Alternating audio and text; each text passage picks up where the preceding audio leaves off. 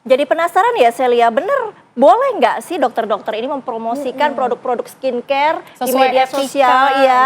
Kode etiknya seperti apa? Sudah bersama kami Dr. Wiweka, Wakil Ketua Umum PBID. Selamat siang Dr. Wiweka. Selamat siang Mbak Zita, Mbak Sil. Gimana dok, boleh nggak sih dok, itu melanggar kode etik nggak dokter-dokter ini mempromosikan produk-produk skincare terus menjualnya di media sosial itu seperti apa? Ya, jadi sebetulnya yang perlu kita ketahui adalah konsep dasarnya dulu, bahwa profesi dokter itu adalah profesi yang sangat luhur dan sangat mulia. Dan untuk menjaga keluhuran ini, maka dibuatlah rambu-rambu aturan. Rambu utama itu adalah etika. Kemudian ada rambu disiplin dan rambu hukum. Sehingga dalam menjalankan praktek kedokteran, seorang dokter itu terikat oleh 3 hal ini. Etika, disiplin, dan hukum. Dan ini untuk menjaga martabat luhur dan yang mulia tadi itu, ini harus diterapkan. Nah, terkait dengan apa yang sekarang banyak terjadi, ya ini memang fenomena yang sebetulnya patut kita sesalkan ya. Dari Ikatan Dokter Indonesia sendiri kita mempunyai apa yang disebut sebagai Kode Etik Kedokteran Indonesia. Dan setiap dokter yang bernaung di bawah Ikatan Dokter Indonesia itu wajib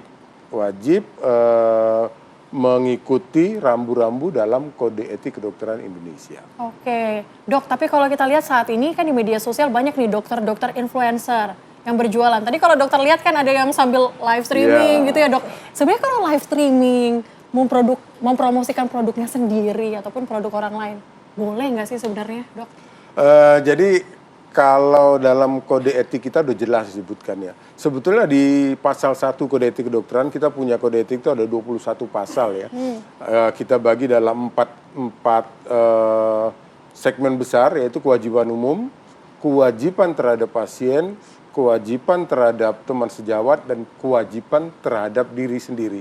Jadi kalau melihat segmen ini sebetulnya dokter itu punya kewajiban semua dalam berpraktek. Tidak ada hak dia dalam hal berpraktek hubungan pasien dengan dokter. Nah, pasal 1 dari kewajiban umum itu adalah terkait dengan sumpah dokter. Setiap dokter wajib menjunjung tinggi sumpah dokter, menghayati dan mengamalkan sumpah dan janji dokter. Nah, di situ ada 12 item kurang lebih. Dari situ jelas kalau menghayati itu saja tentunya tidak akan terjadi hal-hal seperti sekarang ini, Mbak. Dokter-dokter yang mau berjualan di influencer, berjualan di media sosial dalam rangka kepentingan pribadi. Karena di pasal 1 disebutkan itu, di hal paling atas itu disebutkan bahwa seorang dokter, saya mengabdikan, membaktikan hidup saya untuk pri kemanusiaan. Wah, ini maknanya luas banget loh, Mbak. Jadi aspek-aspek pri kemanusiaan lah yang ditonjolkan, tidak mementingkan aspek bisnis. Betul, memang kita dokter perlu kehidupan ya, tapi manakala berpraktek kita tidak boleh memikirkan aspek keuntungan pribadi. Akhirnya mau menegaskan nih Pak, berarti tidak boleh ya untuk tidak boleh mempromosikan, tidak boleh, apalagi live streaming Pak. Ya. Oke. Kita punya aturan selain kode etik, hal-hal yang belum tercantum di sini kita keluarkan dalam bentuk fatwa etika kedokteran. Itu dikeluarkan semua oleh PBID. Kita punya majelis yang namanya Majelis Kehormatan Etik Kedokteran Indonesia. Inilah sebagai ethical guide-nya untuk dokter-dokter yang bernaung di bawah Ikatan Dokter Indonesia. Dan salah satu fatwanya adalah bagaimana seorang dokter bermedia sosial. Dia harus memberikan kontribusi positif kepada masyarakat, memberikan informasi, edukasi terkait dengan pelayanan atau informasi kesehatan. Jadi tadi ditegaskan tidak boleh, tapi fenomena ini kan sudah terjadi ya Pak ya. Bagaimana rekomendasi dari IDI sendiri untuk pemerintah soal maraknya dokter-dokter influencer ini yang mempromosikan produk skincare di medsos ya? Ramai sekali soalnya. Iya. Ya, kami dari Ikatan Dokter Indonesia tetap kita melakukan pembinaan terhadap anggota yang bernaung di bawah Ikatan Dokter Indonesia. Tapi memang ada keterbatasan karena ranah-ranah yang tidak kita bisa masuki adalah manakala seorang dokter ini tidak bernaung di organisasi kita. Organisasi Ikatan Dokter Indonesia mempunyai aturan resmi, mempunyai kode etik yang diterapkan untuk seluruh dokter di Indonesia. Dan kita selalu memberikan pembinaan, karena konsep kita adalah membina. Jadi kalau seorang dokter itu yang paling ideal adalah dokter yang mempunyai budaya etik. Bagaimana bisa menjadi budaya? Tentunya dimulai dari pembelajaran yang diberikan secara terus-menerus, kemudian menjadi habit atau kebiasaan, habit yang dilakukan terus-menerus menjadi budaya. Nah, apabila budaya ini setelah tumbuh pada dokter, yakinlah tidak ada akan dokter yang seperti itu. Nah, kami dari Ikatan Indonesia secara rutin memberikan masukan kepada pemerintah dalam hal ini Kementerian Kesehatan terkait dengan hal-hal yang berkaitan dengan rambu-rambu etika. Karena memang pasca dikeluarkannya Undang-Undang 17, nah ini perlu kami garis bawain dari Ikatan Indonesia, bahwa hal-hal yang terkait dengan etika profesi ini kurang mendapat perhatian. Sehingga inilah yang salah satu menurut kami terjadi distorsi, dispersi, dan hal-hal yang menyangkut pelanggaran-pelanggaran etik yang dilakukan oleh seorang dokter.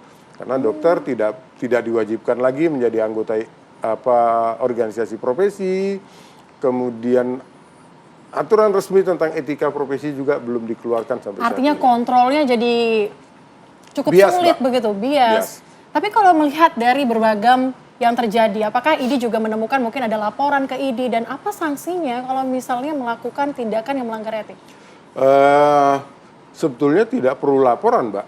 Kami Ikatan Indonesia punya majelis yang memang membidangi tentang etika.